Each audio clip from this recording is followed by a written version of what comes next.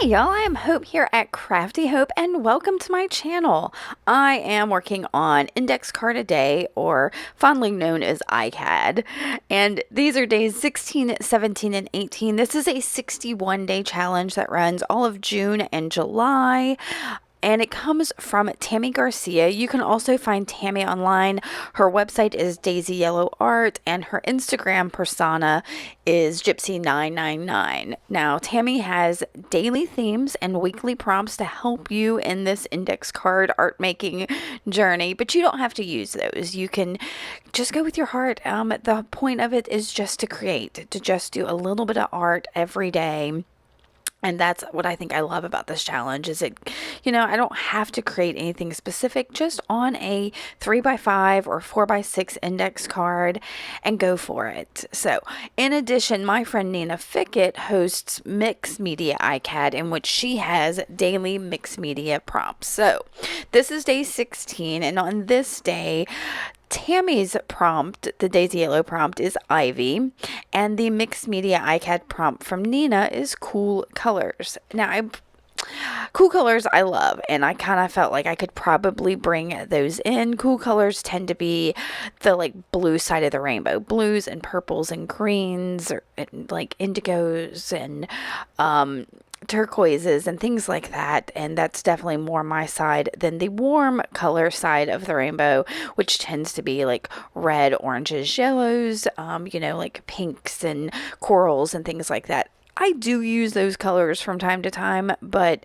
when it comes to like my own wardrobe or the colors I'm absolutely drawn to, it's going to be these cool colors. So I went with that in mind, and the first thing I do is, y'all, I start almost every one of my iCads with some collage.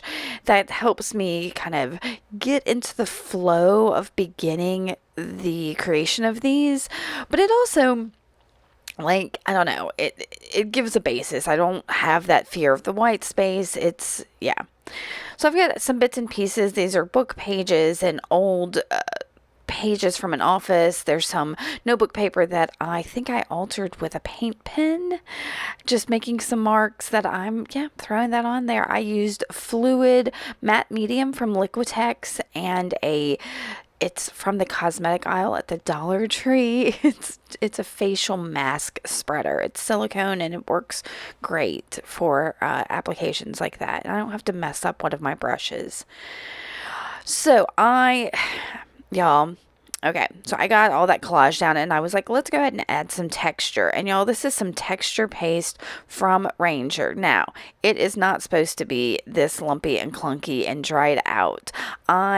I'm bad about buying art supplies and forgetting I have them and letting them dry out. And this one in particular, I believe I bought on clearance somewhere, so it was already like in the need to go phase. And then I got it and forgot about it. So if you get this Ranger texture paste, know that it's going to be much creamier than this. This is purely my my fault that it is in this condition, but I'm trying to use it anyway. I might even add some water to it later, not in this video, but at another time, to see if I can reconstitute it a little bit. I am using a metal palette knife to try to spread it out. You could use anything if you have a popsicle stick or an old butter knife or whatever. I think even coming up here before too long, I try to use my finger with it.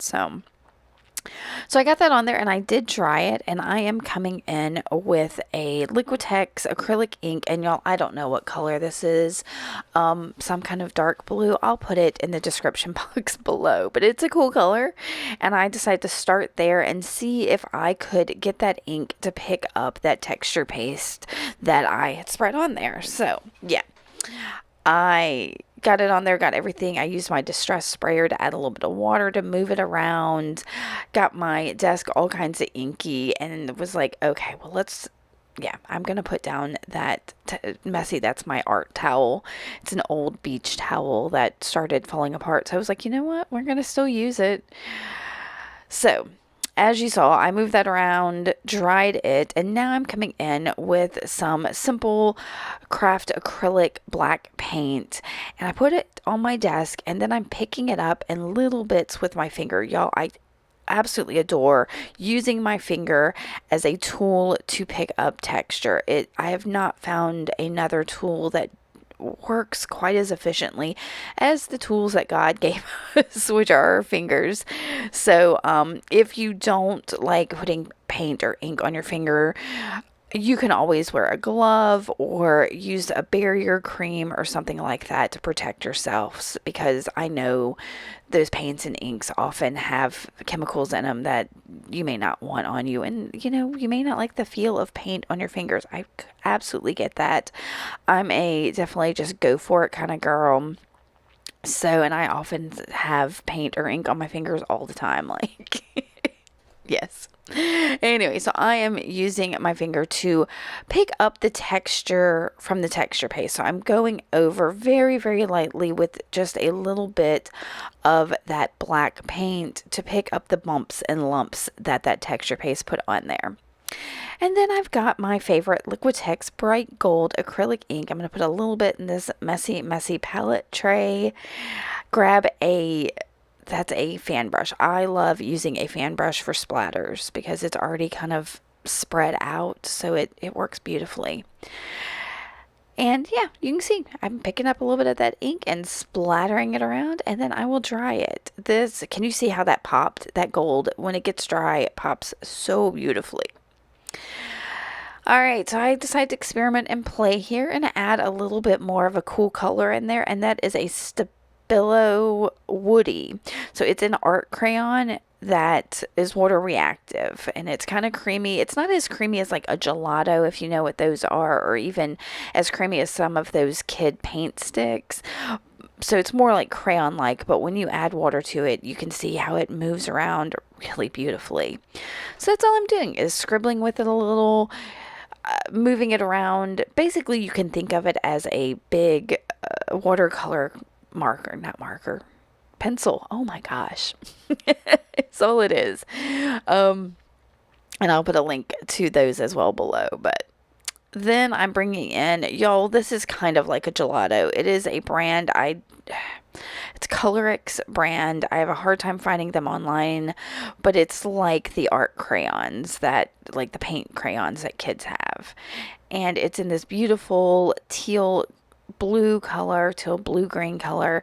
And again, it's the cool colors, bringing that in. This combination of colors here is, y'all, oof, I love it. So, and it works a similar way to how the Stabilo Woody works, but it's much creamier. Like, you could move it with your finger a bit more. Once I dried that, I am going to frame up this card using some black soot distress ink in my ink blender, and it helped bring in some more of that black on the card and frame it up as well. You can see there's stuff all over my desk that I'm fighting with. And now I am looking to find a focal to throw on here. So I went through this pencil box that I've got for a while looking for something, and finally pulled out this. This is a photo. It looks like the Tim Holtz paper dolls, but it is an actual old photo that I had cut out at one point for another project, and it didn't work. So I threw those ladies back in my focal box, and they're perfect for this card. So I am inking them up with more of that distress ink. Oh, and there was a fly. Ugh. The summer has been horrible for flies. I don't know what it is. Once I got them inked, I am going to use my Oohoo glue stick to glue them down. I could definitely have used something sturdier, but the Oohoo tends to work really well. So I'm going to stick them down, and you can see I've got the cool colors in there for this card, and I didn't think I was going to bring Ivy in, and I'll admit I don't think I brought Ivy into this, but my friend Nina says that what I add here in a minute does have it in there. But I picked out some Tim Holtz Small Talk sentiment, and this says, "Together is the best place to be," which I thought was great, with those two ladies together who are probably like sisters or just really good friends, and it felt right. I just had a nice day with one of my best friends, so yeah, I think I can totally feel that sentiment. Now I'm using a Stabilo all pencil here. Like the Woodies, this is water soluble, but it is more pencil form. And it, when activated with water, gets really dark and grungy and does a great job of adding shadow. So I did add a line below my ladies there to give them a ground to stand on, so they're not just floating in this like blue galaxy space. I did add a line also under my sentiment you saw there, and activate it, and that just adds a touch of shadow to the sentiment, so it feels connected as well to the ladies, since everybody's getting some shadow. I was feeling a bit of an imbalance in here, despite the white from the ladies, from the sentiment there. I felt like I needed something else white, so I pulled out this little container I have of, they are wonky bits from that I created from a class from Willow Wanders. I'll put a link below. And so I started pulling out things, and I really liked this little bit, but I ended up pulling out 3 of them. And because they are just botanical, like my Nina of Nina Fickett said that I think it was Nina on Instagram, said that those look like ivy. And I was like, oh, I guess they could be. But in my head, I wasn't doing the prompt. So I think I'm going to use the Oohoo glue stick again and stick these down. And then that's going to be it for this card number 16, y'all. I'm going to give y'all a quick look at it, and then we will get to card 17.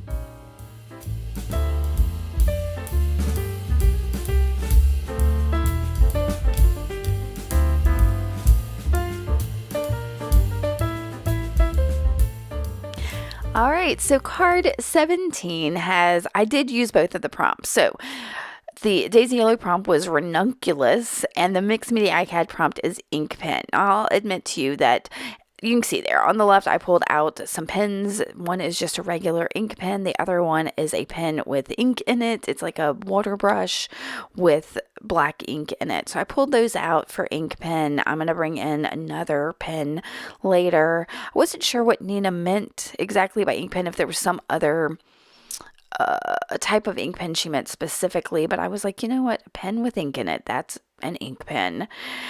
And I'll admit, I did not know what ranunculus was when I saw the Daisy Yellow prompt. So I looked it up, and what popped up was a bunch of pink flowers. So I'm guessing ranunculus is some type of flower. And I was like, okay, yeah, I probably won't touch on that. But y'all, because I had seen that image, it sticks, or those images, it's stuck in my head, and it totally gets brought in. So as you can see, I started with some book papers, just collaged those down using my Oohoo glue stick, trimmed it up real quick, and now I've got this. It's a water brush filled with ink. I bought it this way. I think it's actually a glitter pen even. I think it's somebody's brand name, like Bria Reese or something like that, but I can't remember. I can tell you, I'm pretty sure I bought it at like Tuesday morning. So back when there were Tuesday mornings to buy art supplies from, which, y'all, it makes me so sad. I used to love to go explore the craft aisle and find things that I might not have seen at other craft stores or whatever. So you can see I did some marks with that watery ink brush pen thing, and then activated it with my distress sprayer, because I knew that would run a little bit. So I let it do that. I'm going to do it some more. I do love when something is water reactive to make it react. It's like a magic trick. Why not? So, like I said, that picture of the flowers had stuck in my brain, so I decided to go ahead and let's see what happens. And I pulled out this an Americana of craft paint. I believe this is Coral Blush, which is one of my favorites. And I'm just making some little stripes of, you can see, paint in a circular pattern. Pulled out 2 other colors. I cannot tell you what they are from here. Probably cotton candy, and I don't even know. I'm sorry. I will try to go look at my paints and let you know what they are. But I started, as you can see, with the darkest color, which is that coral, and then I'm adding this kind of, I think that may be cotton candy, and I'm not sure what the other pink is. And I will add that one in. And y'all, look, I don't even bother with a palette or anything. I like to work from the caps of my paints. That way I don't waste too much, but yeah. So, and I'm just making these little swipes in almost, I guess, more like a rose pattern than a then really, I don't even know if it's a ranunculus or not. But like I said, I saw pink flowers and was like, okay, I guess I'm gonna put pink flowers on here. So that's what happened. And like I said, I worked from the darkest to the lightest to create these flowers and just did it super messily, super fast. And I don't even know, do I dry this? No, I go and I pull out some other paint. This is probably Irish moss Americana paint, probably. To make a couple of quick leaves on there. I didn't shake it up enough to get any in the cap, so I had to do that. Sometimes I'll pull out all the supplies, and sometimes I'm just working fast and trying to get it down. So I'm gonna, just kind of make these, I don't even know what you call that shape. It's like an ovally diamond shape. Leaf shaped. That's what it is. It's a leaf shape. So I'll get those down just to add a pop of green in with that pink and dry this. Now I'm going to come in with this other ink pen. This is the R3 rollerball pen from the Dollar Tree. It's the pen that I tend to turn to because I know if I put it down quickly and hit it with some water that it will bleed. And I love that for adding like shadow to things or just a little bit of bleedy something. And yeah, I love it. It's just something that I happened to experiment with and it worked and it suits my style. So I will not be linking that below, but because if you order online at the Dollar Tree, you have to order like a whole gross of something. I don't know, like a bunch of it. And so I just encourage you, if you have a Dollar Tree, go check it out. Grab you a couple of these. They're just a cheap pen. They usually come in packs of 3 or 4, it's really funny that sometimes I've seen them in packs of 3 and sometimes I see them in packs of 4. So it's whatever they decide to package it up as. All right, so that is my last one, and eh, it works. But the problem is the leaves now pop more than the flowers do, and that was kind of bothering me. So I was thinking on that and grabbed a Posca paint pen and added a little bit of yellow to the center of each of those just to like show the center. And I thought for a little bit, what do I want to add to really make these pop a little bit more? And y'all, I remembered I had a coral colored R3 pen. I also have a green one. It was a pack that had a coral one and a green one. And I kind of wish I'd thought about them before I did the black on the leaves, but it's okay. I remembered I had this coral one, and y'all, look how just making a couple swipes around in there really makes those flowers pop a little bit more, gives them a little more definition.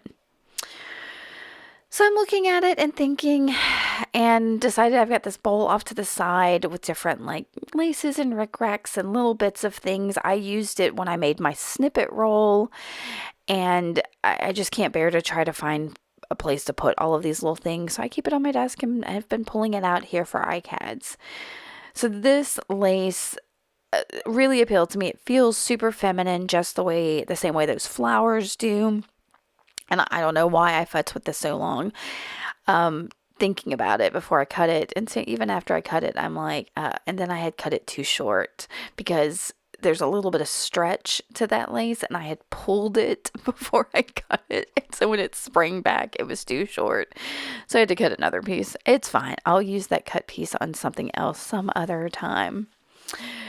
All right, so I'm trying to decide if I want to put any other lace down, and I felt like that was just far too much. And I knew with the lace it was going to get too pretty girly for me. Like I said, I really enjoy the cool colors, and these a little more warm with the pinks and the orangey pinks. So I'm going to grunge this up with a little bit of instant coffee. Y'all can see that's just a cup with dried up instant coffee in it that I add a little bit of water. And I tried not to go too crazy with the instant coffee. I went around the edges to darken it up and then just hit a couple spots that felt too bright. And I then grabbed another. I felt like I needed something white on there, especially before I put the white lace down. So I grabbed a Posca paint pen. I think I was, yeah, no, I finally got it to work. And I'm going to add just some dots around on there. And it's funny, in some places, those dots soaked, and it probably is because I used different types of paper in there, but the white soaked in a couple places and got kind of muddied and didn't pop, and then in other places it did pop. So it was very bizarre. I end up going back over some of the dots, like here, trying to get them to pop a little bit more. And also the pen itself was picking up some of that black ink pen that we had put down at the first, that one with the brush on it. So I think I'm going to use my Fabri-Tac to glue down the lace and get it stuck into place. And I'm looking, y'all see, I picked up this bit of some kind of typed thing, looking at it to see if there were any words on it that might work on this card. And I did see a couple, so I put it aside while I get this down. Now, I was looking at it while I was trying to get my Fabri-Tac to like go to the bottom. So now I'm going to cut out the words, and the words are, there was one that said bona fide and one said success. They were different parts of the letter, so I'm going to cut those out. And I also cut out a capital letter A. And so I will make a little thing. I'll use my Oohoo glue stick again to stick these down, but it's going to say a bona fide success, which doesn't really make any sense for this card yet, but I just thought it was neat that I was using that typed up letter and just finding words. So it's definitely a found word sentiment, which is really fun to do, whether you used a typed up letter like I did or a book page. It's kind of fun to look and pick out different little phrases or make you some found word poetry or something. And oh y'all, it was super fiddly trying to get the glue on it to get it down there. And this paper was a little bit brittle, so I was trying to be super careful. So I'm going to stick those down, and to highlight it, rather than using more ink pen on here, I'm going to take this card to my sewing machine. I'm going to give y'all a little snippet of it. I do have a freeform foot, but I decided not to use it. Instead, I'm just, struggling with it, trying to get a circle around it. And I did 2 circles, I love a sketchy circle. I think I mentioned that in my my junk journal video I just did, the last one. Sketchy circles are my thing, so that's kind of what I did on here. And there you can see my circle. I'm going to trim that up, and I think, am I going to ink the edges? We're going to see. So I'll trim some of that off, and I'll ink the edges with some more of that Black Soot Distress ink, and I will give y'all another look at it super quick. I'll have more pictures of all these cards at the end of this video, but I'm going to give you a quick look before we get to card number 18.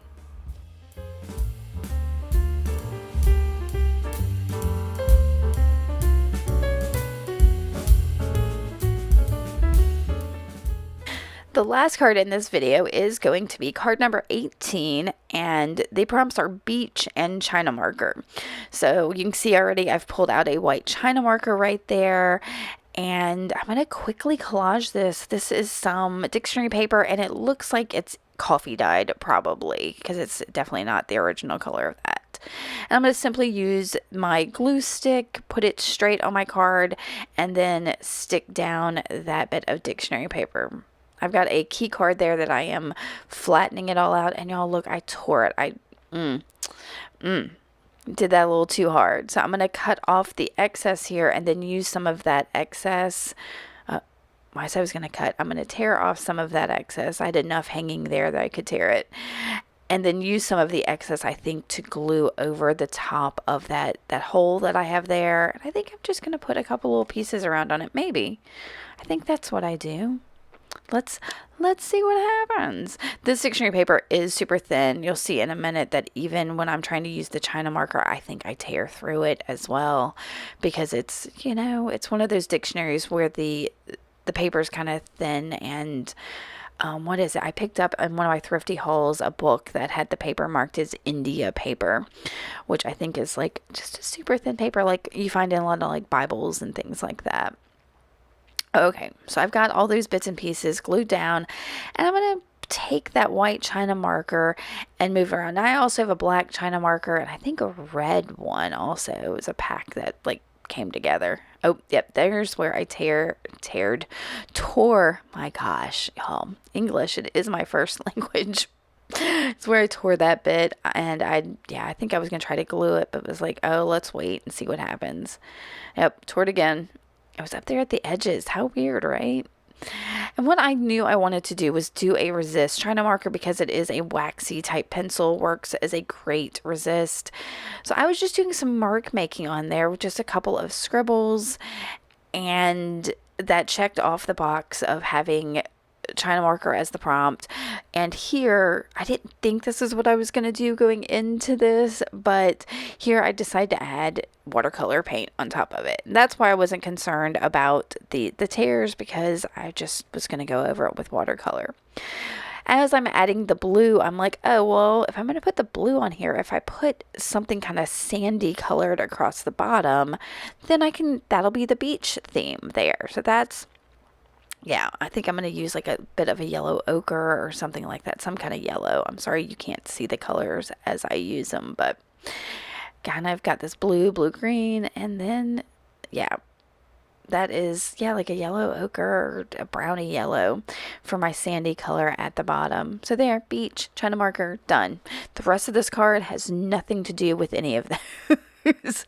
It is a funky little card.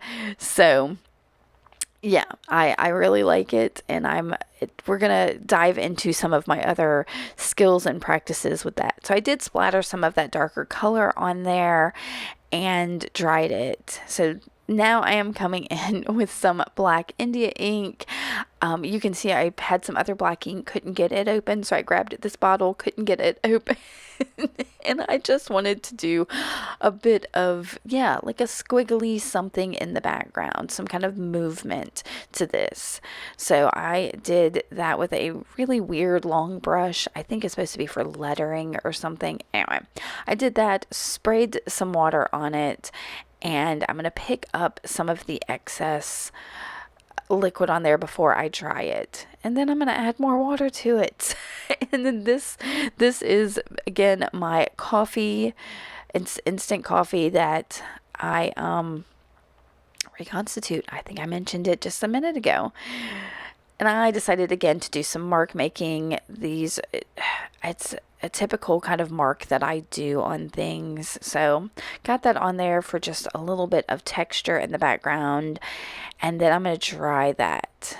Now I'm sorting through that little bucket again, looking for something. And I find this piece of canvas that I think, it's got some kind of dye or something on it, probably possibly paint. I'm not real sure.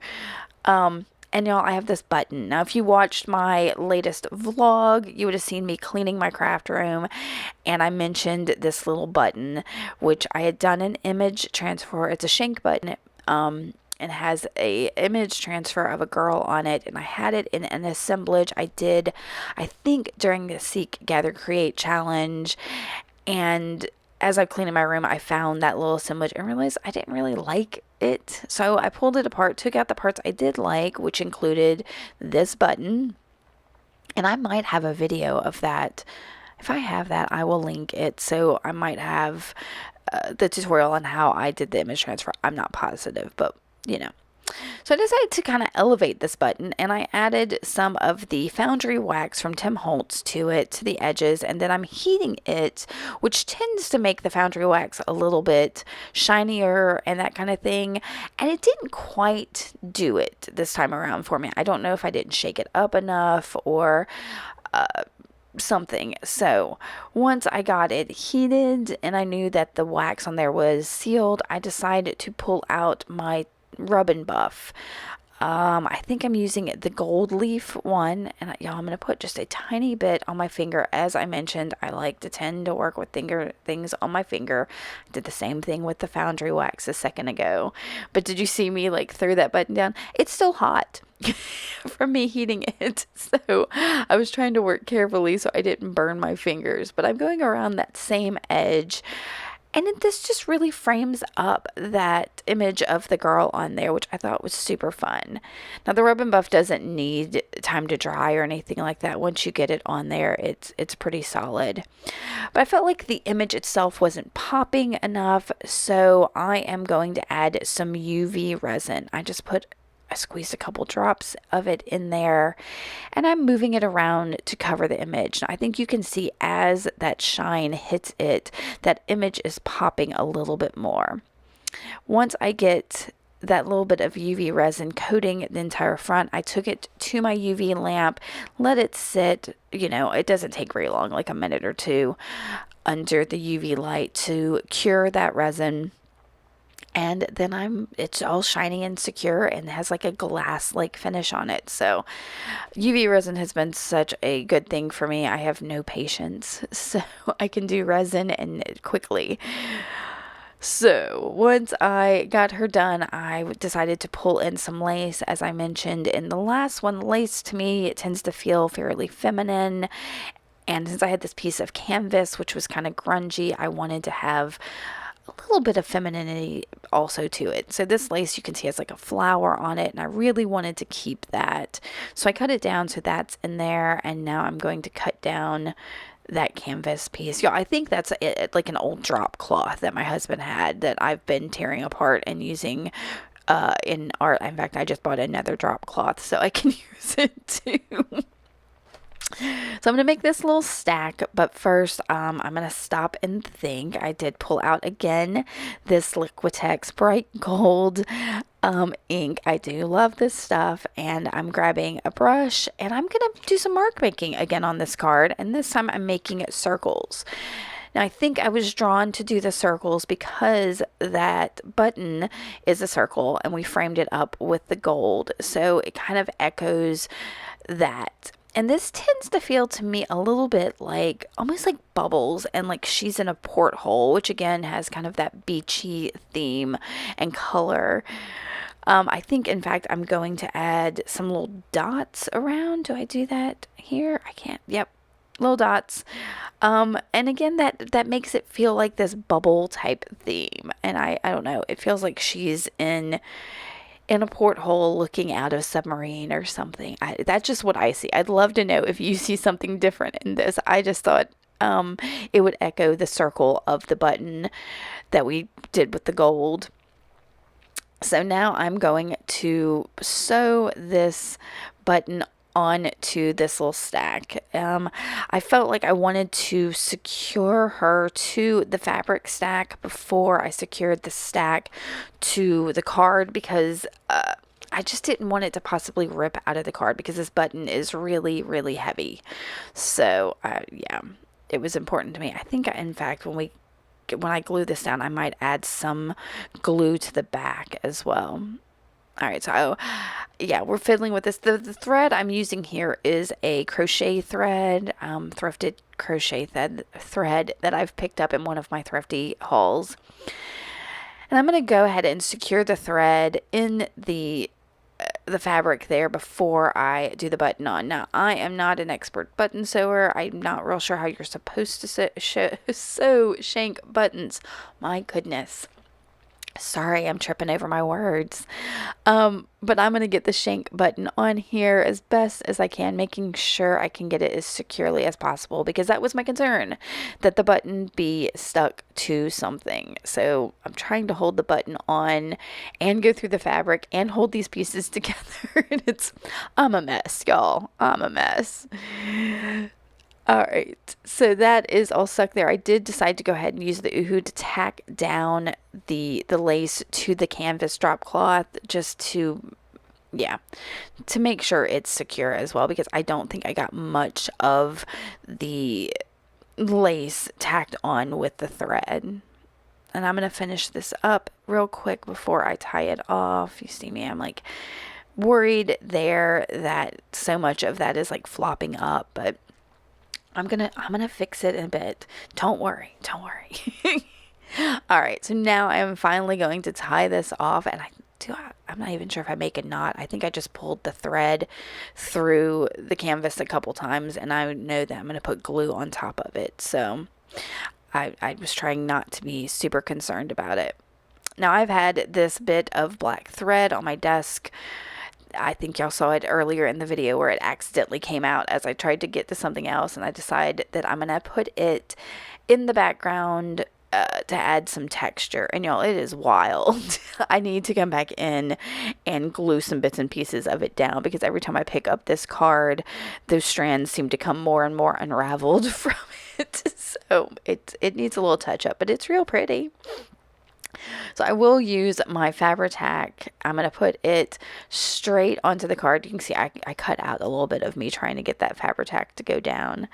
So I'm going to put it straight on the card, stick that thread into it. I am using a silicone spatula there to try to flatten it down. And then I'll put the Fabri-Tac on to the back of that canvas.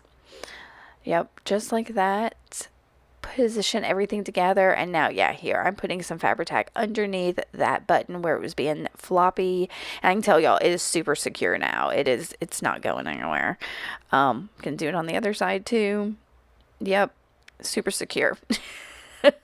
From there, as if you know my videos, know me, I need a sentiment of some kind. I've got to get everything positioned right before that Fabri-Tac dries and it's there forever. Yep, I knew right there I wanted a sentiment. I'm going to ink the edges with some walnut stain distress ink.